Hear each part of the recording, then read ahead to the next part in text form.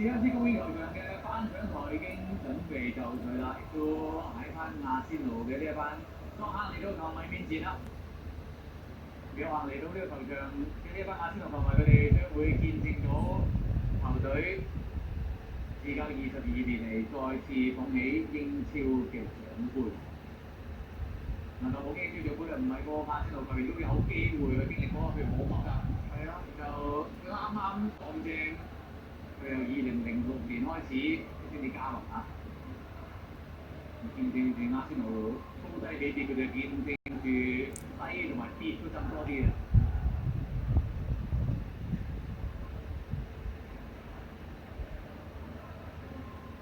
而家喺草地度都有好多阿仙奴嘅職員啦、前場等等，可能最得基昂啊，基昂就 OK 啦基昂就攞過3屆啊，佢最特別就係喺04年嗰屆攞冠軍咧，當年就要夠10場先攞到冠軍，佢去到最後一周咧得9場啫。咁啊，頭運家唔知係咪同佢玩啊？佢真係最嬲尾佢1-2分鐘，佢等好耐，熱身熱咗好耐啦。最後基昂喺落尾段就出嚟急嚟10場可以攞埋頭牌。最後尾咧，其實佢都係攞到個直選啦嚇，佢中堅位嗰度都記得好多場啊。98年同埋02年佢哋係球隊嘅主力啊，都係佢兩度效力亞仙奴嗰幾行。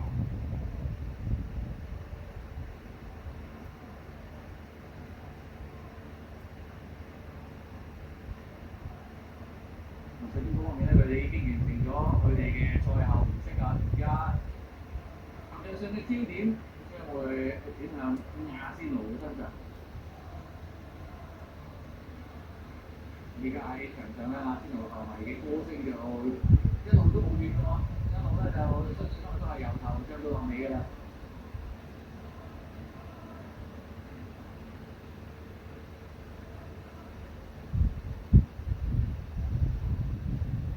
點知要球季對於亞仙奴球迷嚟講咧，當中經歷嗰種心情嗰個過山車個起伏都真係，相信係好令佢哋會覺得今屆攞到聯賽冠軍更加難。由一路領先到去到3-4嘅時間，一度出現危機，亮起紅燈，俾曼城由落後9分情況之下追到6分，但係最後仍然能夠係再喺直路當中啦，能夠捱到最後。嗰下真係，我諗有好多亞仙奴球迷都有一刻係打定輸數嘅。係啊，咁啊有好多特別嘅鏡頭啦嚇，好多其實曼斯嗰下啦嚇，即係曾經喺球隊失分，仍然係鼓勵隊友話 It's not done， 亦都成為咗今晚喺開場之前嘅開幕一段短片，英超當地製作嘅一段短片啊。最後話俾大家知，而家 It's done。真係攞到聯賽冠軍，即係話先講嘅係真嘅。只要唔放棄，保持希望。嗰段時間又係除咗嗰個成績方面啦，少少低潮就係我哋哥達嗰段時間都有上，同埋我哋哥達都係一個領導嘅球員咧，佢嗰個場外嚇都係好重要。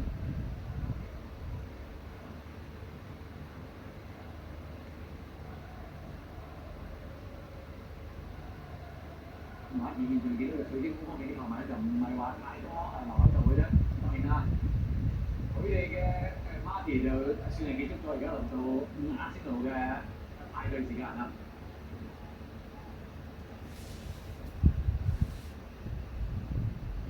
亞仙奴方面咧，佢哋都已經係準備好，將會喺下個禮拜咧舉行係巡遊啦，球會喺北倫敦嘅巡遊，但係當時會係慶祝1項冠軍定係2項冠軍咧咁樣，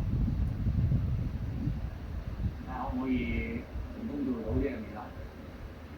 唔能夠喺同一屆之內攞到聯賽同埋歐洲頂級杯賽冠軍咧，喺英格蘭方面都出現過，但係次數唔係太多啊。咁喺前英超嘅聯賽咧亦都出現過，喺1976-77年度同埋1983-84年度，利物浦係攞過聯賽同埋歐洲賽冠軍。呢啲邊見到名人都喺度啊！嘅啲摩頓啦，都仲喺亞視度發牌啊。係啊，咁英格蘭就係啦，周街啲時候非常之出名嘅嚇，有時咧都訪問過 C 羅嘅，係啊，一個好爆炸嘅一次訪問啦，當時。亞視度方面咧，除咗會有球員同埋教練參與之外，亦都有球隊嘅職員。仲有為數46位嘅球會職員咧係落到場一齊慶祝㗎。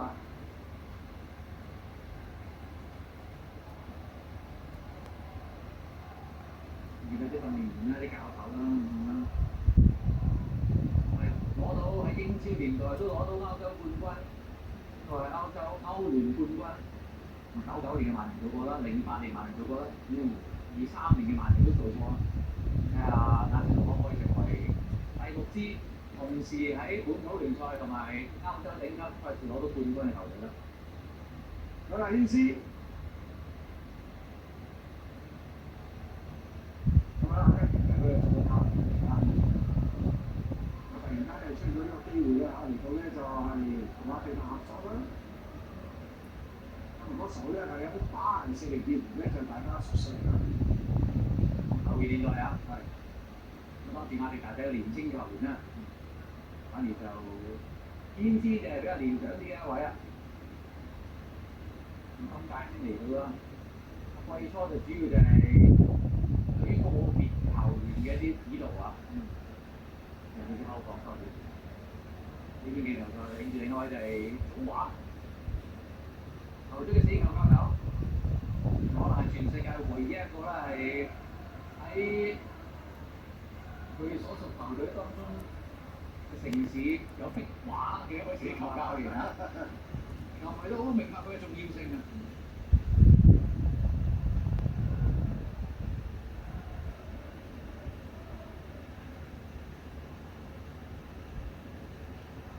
咁啊，即係做晒啲球員嘅補償，係咯，係咪同佢哋啲關係特別好嘅球員啦？有咩玄機嗰啲選擇佢咧？好啦，我哋見到球隊嘅班主高安基父子咧係將會攞住英超嘅獎杯進場。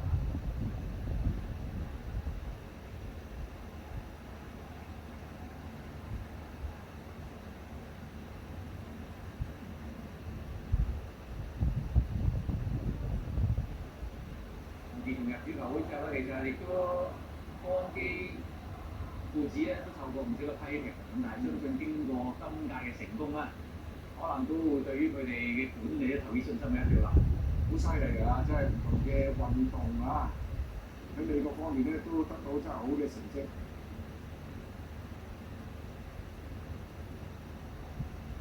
Super Bowl Stanley Cup 美式足球，北美冰球。再加埋咧就 NBA 嘅單日金牌啊，都能夠取得成功。而家去到英超啊，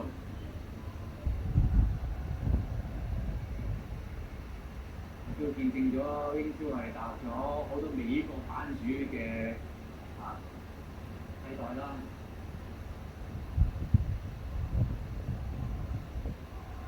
我哋嘅新來都係今日嘅頒獎嘉賓啊，嚟自北倫敦嘅一位小球迷啊。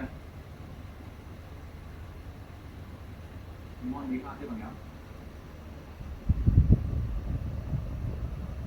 佢都係北倫敦嘅昂氏綜合症嘅社區同埋一啲嘅慈善活動。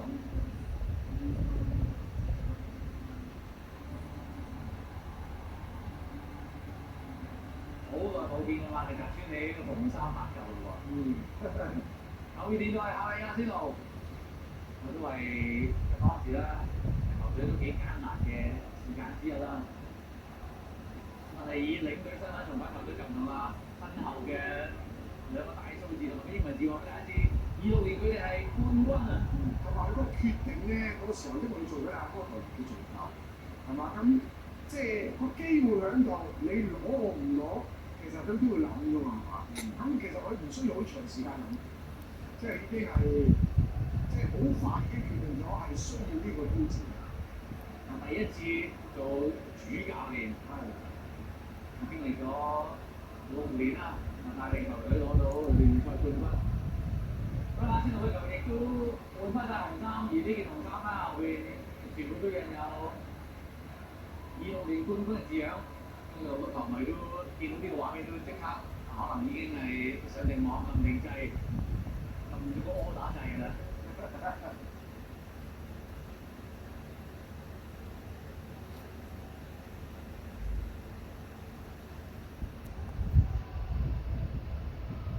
過往嘅22年入邊，阿仙奴嘅球迷咧經歷咗唔少嘅高低起伏啦，見證過新球場落成，見證過球隊喺歐聯決賽失利，見證過傳奇主力離隊，見證過俾宿敵大嫂。10年前球隊贏過3次足總杯冠軍，當時可能球迷會覺得球隊係有起色嘅，但係事與願違，反而雲加好快嘅離隊，艾馬利嘅上任未算成功。但係嚟到亞歷格接掌，球隊終於可以話重拾正軌，但係呢樣嘢都需要時間。係啊，咁啊真係好似安力基話齋啦嚇，佢話你睇英超哥迪奧拿，而家阿迪達同埋之前嗰啲領隊係需要幾多時間去成立一隊球隊，係嘛？即係要係有耐性。喺呢一方面咧，就英超嘅球隊係真係唔同嚇。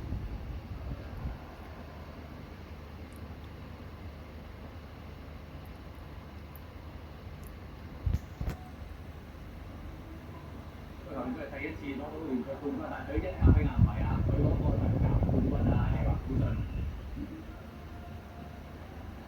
加比爾上屆咧一度醞釀離隊，但係最終選擇留隊。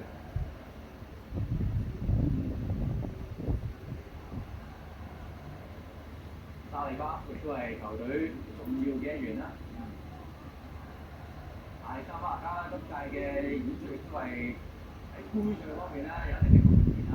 莫斯基拉都冇買錯啊，卡蒂奧利亦都令到球隊後防個位置咧係個人腳選擇豐厚咗好多。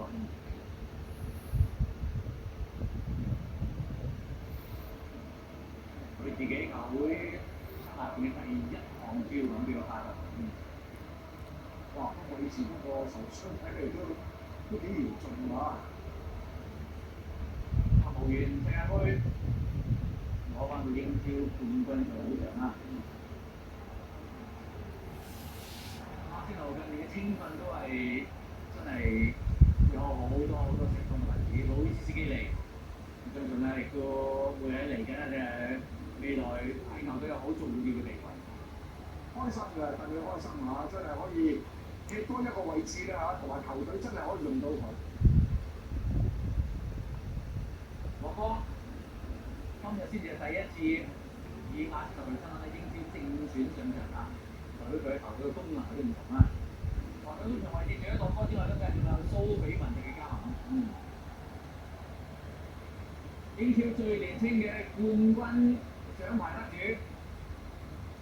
奧文，比起紀錄保持者嘅霍頓咧，喺呢嘅時間佢係後生3個月啦。係啊，幾好際遇啊！16歲啊！我話呢個要專心温書啊！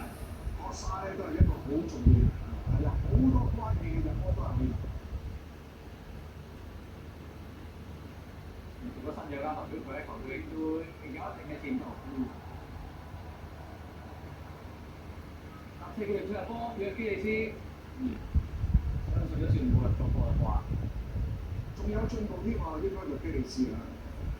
因為之前嗰幾季咧，就好似感覺係爭一個中鋒啦，爭一個中鋒㗎，即係起碼如果你話哈密斯受傷，係嘛，可以咧就保住嗰個入球咁樣，咁啊約基利斯今屆嚟講嚟到就可以做。哈密斯呢有段時間都係休息咗差唔多幾年咁樣。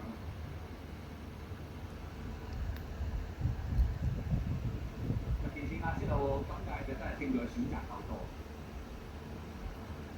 馬天尼咧都喺左翼位咧同國沙基本上係輪流踢啦。加比爾捷西斯佢就喺英超攞冠軍，相當之多經驗啊！喺曼城嘅年代攞過4次英超冠軍，而家係佢第5塊英超冠軍獎牌。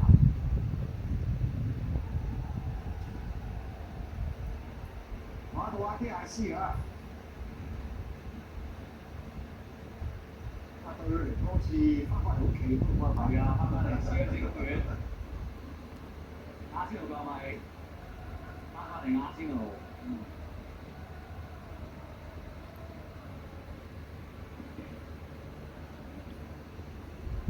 都着起咧係大師相關嘅歌曲啊！其實馬斯加盟咧對於亞仙奴嚟講都係一個好重要、好重要嘅客。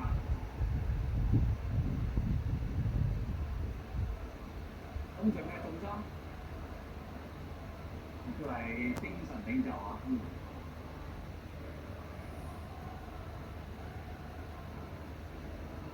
差唔多係球隊入邊咧係跑喺最落後邊啦。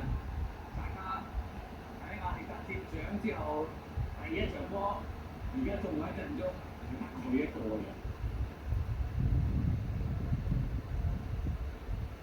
所以對呢位亞仙奴嘅青訓產品嚟講，相信呢一面嘅獎牌係特別有意義嘅。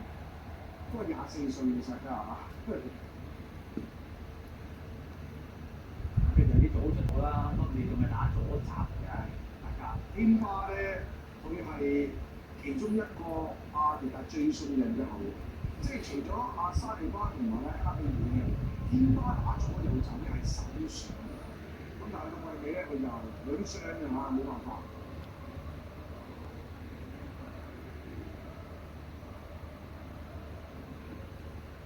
幾年後，佢另一位西班牙兵啊！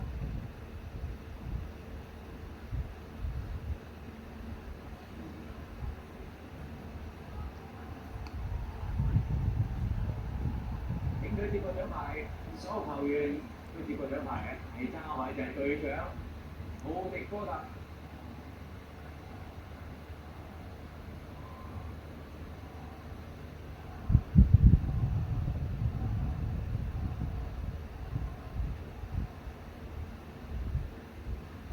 亞仙奴球迷期待嘅畫面即將出現，奧迪哥特即將見證歷史嘅一刻。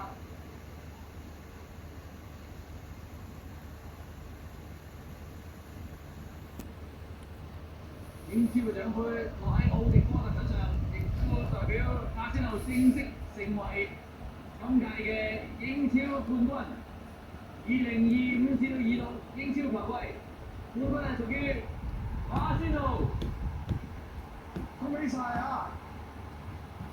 表現非常之出色㗎，好穩健嘅一屆。絕對咧就係非常之合理嘅攞呢個聯賽冠軍啊！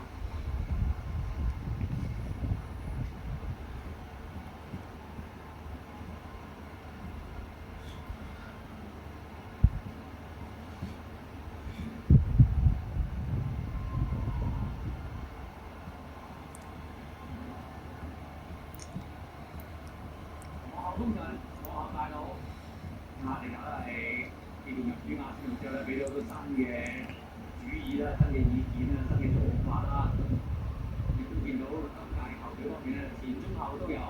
今日贏嘅唔係幸運流水嘅進攻，反而球隊嘅勝利啦，基石係在於後防嘅穩健啦，同埋進攻嘅一針見血。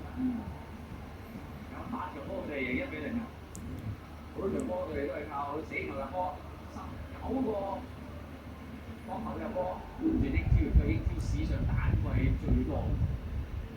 但係就算亞仙奴球迷佢哋唔會關注球隊嘅踢法係咪華麗，因為最終佢哋有嘅係戰績係冠軍。哈馬斯咁啊嚟緊咧都代表咧就係德國國家隊喺世界盃啊！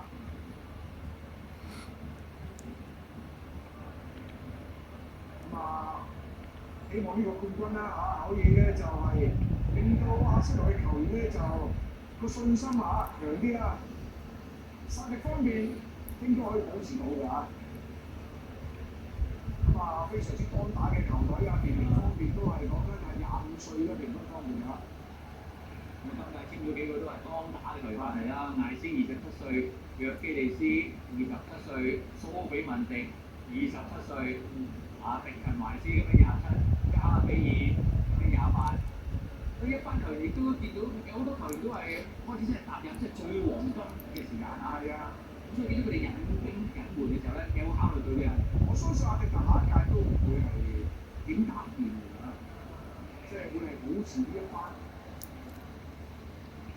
甚至乎你話唔需要加人添，我覺得係嘛，即係啊，有時真係加2、3個係幾好事嚟㗎。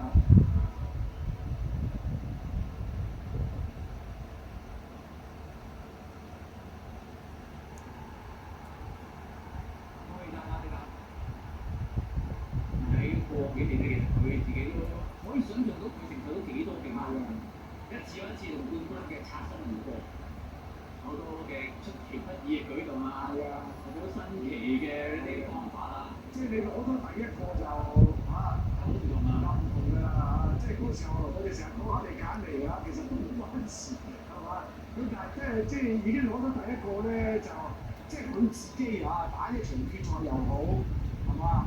起一場決賽又好咧，佢就會係個信心咧會係更加好。球員都係一樣㗎咋，落到場上方面。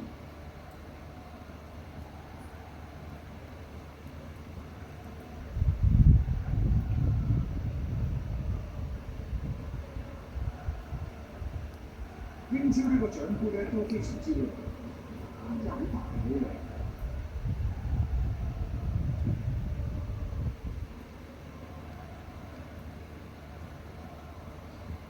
呢個獎杯都唔輕啊，25公斤。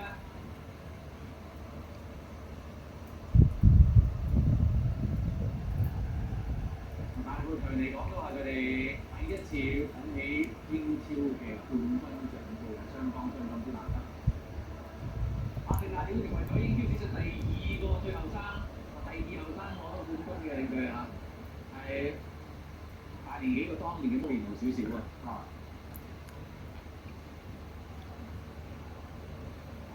阿仙奴嘅名宿伊恩就係話，其實佢期望呢個只係呢個新嘅王朝嘅開始啊！而家會唔會係㗎？但係跟進教嘅時候咧，佢曾經係為球隊帶球隊攞過足總杯冠軍啦。但當時亦都好唔同啊！當時都仲係一路喺度執緊上一等到要上2手遺留嘅球員啦。當時打法都夠得分段啊，當年好靠突擊。而家建立到自己嘅一套打法出嚟啊！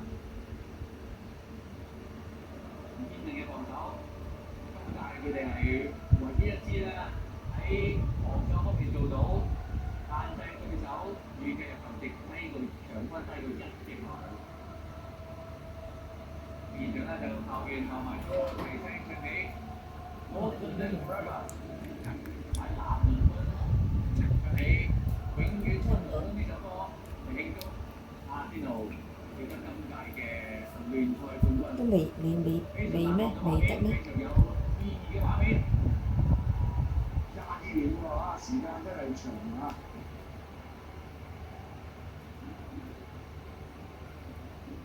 好啦，仲有一場咧就歐聯嘅決賽啊！幾未知咩？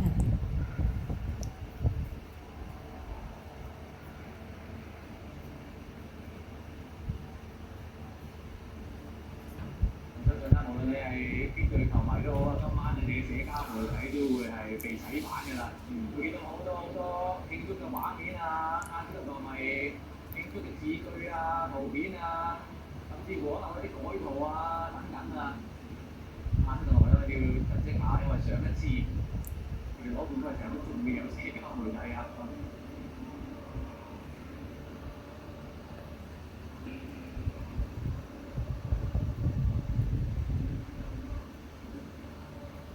你連出大合照咧，後邊好似有啲球員未有知道喎，仲有慶祝緊呢個都冇喎。近年都好多球賽咧會係就喺 Welcome Desire 呢首歌啊，邊一度都唔例外。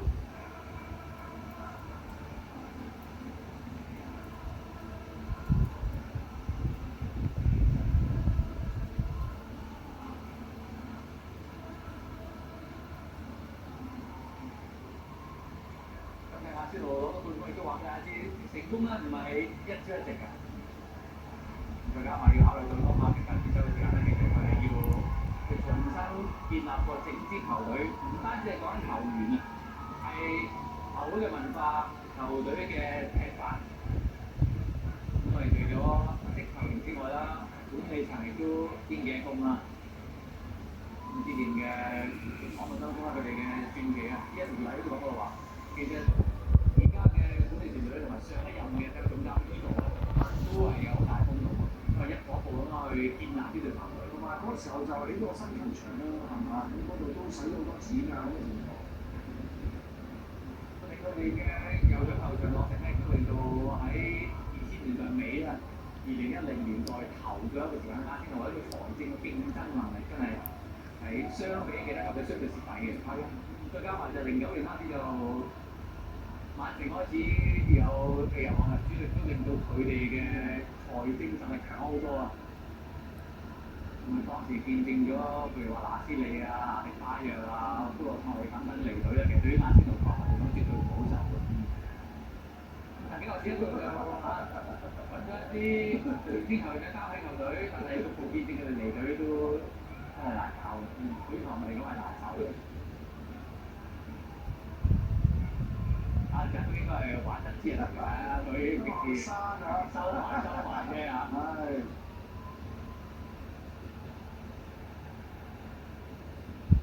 咁同埋佢都，我相信佢都好顧忌自己，即係有個教練嘅身份嘅，即係嗰個身段唔能夠隨便放低嘅嚇。喺周中球員一齊睇潘尼茅嗰隊曼城，佢冇一齊睇嘅。有性格嘅呢個教練嚟講嚇，都係好認真啦嚇，同埋就即係同啲球員嘅關係都幾濃嘅。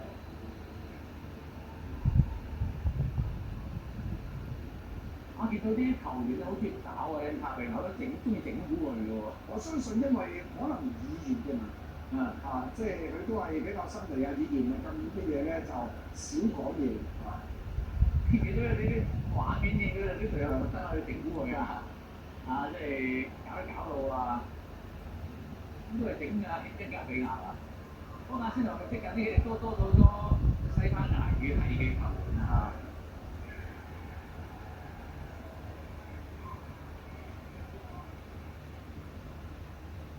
小高安基都掛捧杯人啦。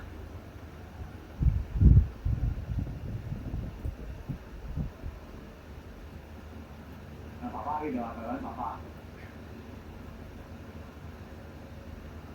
慶祝繼續啦！將個獎杯交俾亞迪格先啫。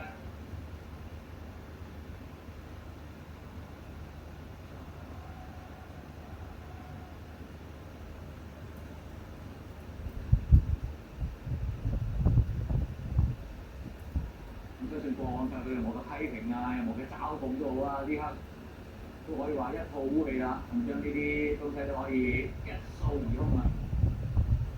咪交俾呢刻嘅 cameraman，有幸係女士自己嚟接過啊。係啊，拉亞嘅情況又係，如果大家記得又係啊，嗰時候簽佢過嚟嗰個時候咧，就覺得好似冇咩必要送佢啊。走去藍斯度啊。係啊，走去藍斯度，但係最終嗰個時間話俾你聽咧，呢個決定係啱啊。因為嗰時候其實藍斯度嗰個水平都係好平穩嘅嚇。咁但係你做一個咁嘅決定咧，係一定要100%係肯定咧拉亞好過佢。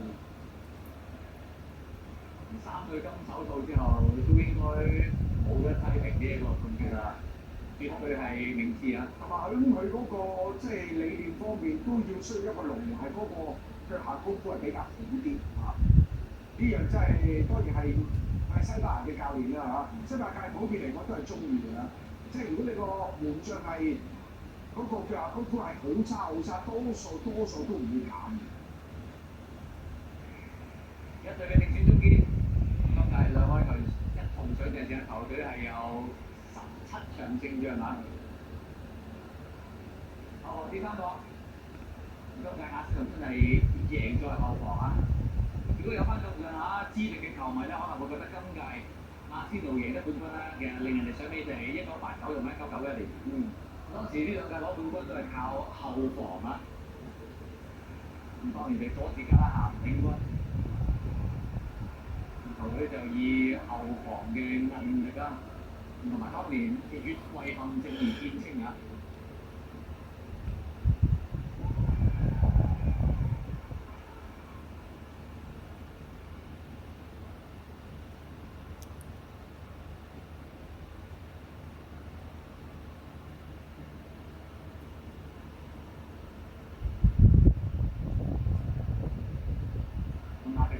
佢知道球隊攞到聯賽冠軍係佢大仔衝入嚟啊！當時佢喺花園度唞緊咯。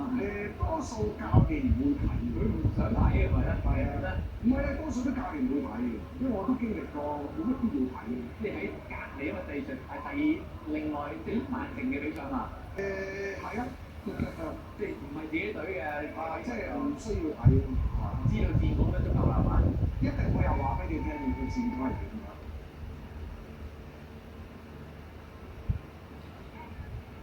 沙加咧就小心啲嗰啲嘅肌肉啊嚇，因為呢幾年都係經常都會有啲拉傷啊咁嘅情況嚇。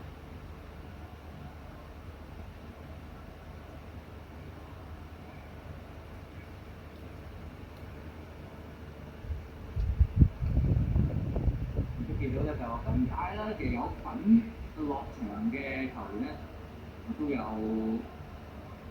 參與慶祝啦，包括小將嘅沙文都喺度啦。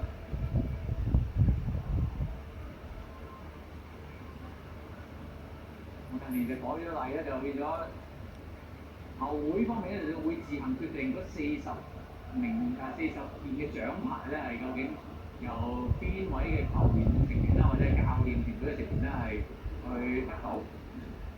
咁而家見到有份參與頒獎禮場咧都有獎牌。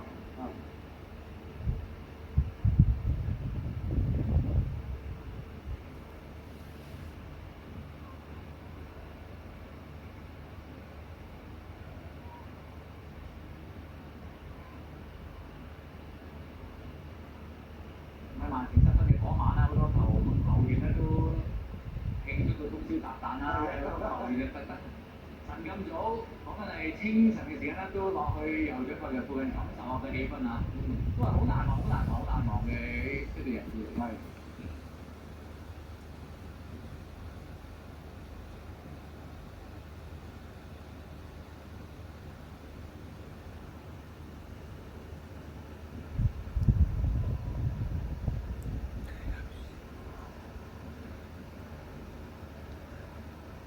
睇下馬迪達啦，會唔會帶領阿仙奴進入一個新嘅王朝啦？以往喺雲加執教年代啦，由雲加喺96年、97年球季接手，第一個完整後衞已經攞到冠軍啦，97、98年。當年咧就好似個門檻冇咁高，而家英超個競爭真係大。係啊，重建一啲球隊，馬迪達19年12月接手。當時球隊排聯賽第11位，用咗6年嘅時間先至見到球隊最終能夠成功登頂。係啊，咁所以咧就絕對唔容易㗎。咁啊最緊要咧睇翻咧而家嘅阿仙奴嘅人嘅方面就，如果真係唔係話好大走樣咧嚇，第一就唔係話需要買好多人咧。第二就睇落去就非常之樂觀嘅，即係人嘅方面係絕對係可以競爭喺英超喺呢幾年。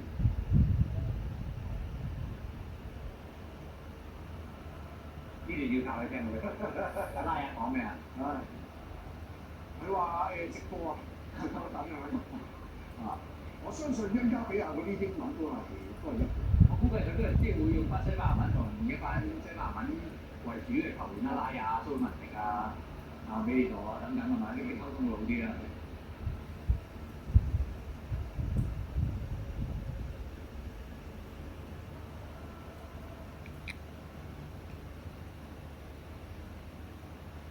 好多球員咧，亦都或者係佢哋嘅家屬咧，都趁呢個時間咧係做直播啊。喺live嘅畫面，阿仙奴方面嘅官方亦都有直播啊，賽前有直播。賽後亦都有直播，咁比賽嘅時間就唔能夠呢個畫片度直播啦嚇，因為始終係有版權嘅。但係賽前賽後就絕對可以嘅。你話啲笑到見眼唔見眼喎，但係同一晚咧就佢嘅前球會韋斯咸就宣布降班。係啊，韋斯咸最慘就係對賓福特嗰場波慘輸3-0咧就真係個士氣係低咗啊，上唔翻。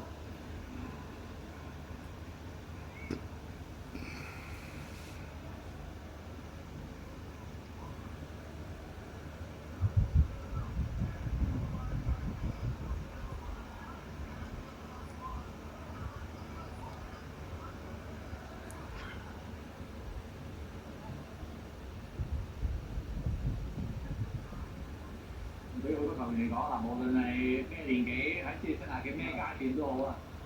咁對於杜文嚟講，唔知佢心情係點啊？第一屆進入球隊2個禮拜之後都應該仲要考 GCSE 上個禮拜啱考完幾科啦。佢哋發長夢咁啊，真係啊！咁但係而家英超方面就對於年輕球員就真係好着重雙線發展，即唔係話淨係要做球員嘅，學業都一定嘅要求啊。譬如薩卡啲成績都唔差㗎。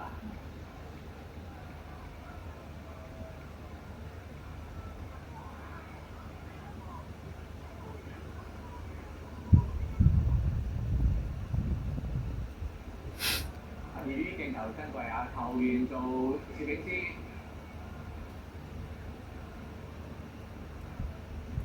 你可以想象就係喺倫敦嘅唔同嘅地方都有好多白色嘅球迷喺度慶祝緊啊！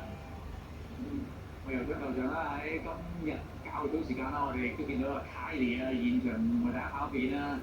其實睇到嘅好多球迷就雖然呢場波就作客同埋雖然呢場波游水球場就冇活動，有好多球迷都自發喺嗰度附近慶祝。大師你話唱翻自己首歌啊！亞斯加盟成日就球迷好快作一首歌就話佢選擇佢嘅內容大意就係選擇唔加盟熱刺，選擇加盟亞仙奴啦咁當然就唔能夠每一個字翻譯嘅，因為有啲字出得街但無論用咩歌曲都好，用咩方式都好，都係值得慶祝嘅一日啦。好啦，安基父子。佢啲體育管理佢哋都真係有一手啊！佢哋管理旗下嘅美式足球隊啦 ，LA Rams 亦都最近年亦都有取得個成功啦。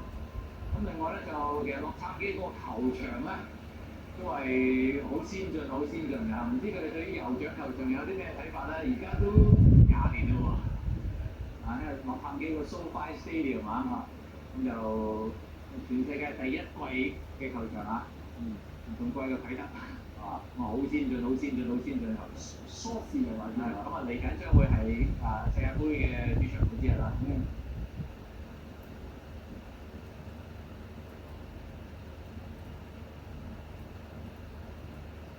唔知各位球迷16歲嗰啲成做緊咩咧？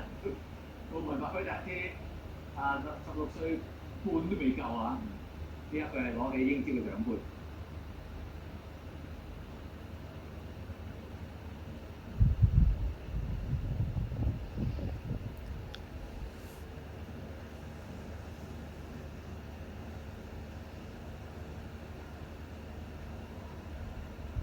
對好多球員嚟講咧，捧杯佢哋係唔會手軟，即係意思係咩？即係捧多幾次佢哋唔介意嘅，好少球員就即係唔想捧杯，雖然以往都有出現過最出名就係即法國嘅干提世界盃佢唔敢掂，即係佢怕醜唔敢埋去捧個杯嘅。干提咧就真係一個好出色嘅中場球員呢個世界盃都會見到佢。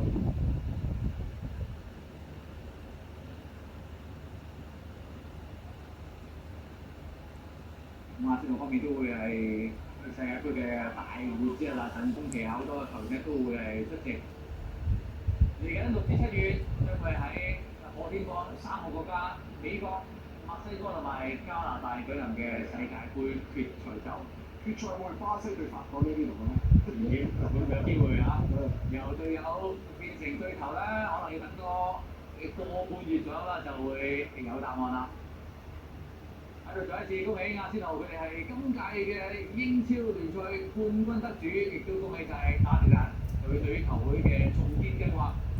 如果佢叫過大家 trust the process 啊，相信建造嘅過程的話咧，佢嚟到呢刻係成功㗎。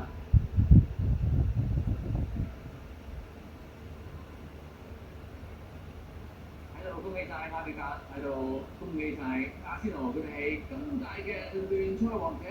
接住翻嚟，我哋會總結翻今場賽事。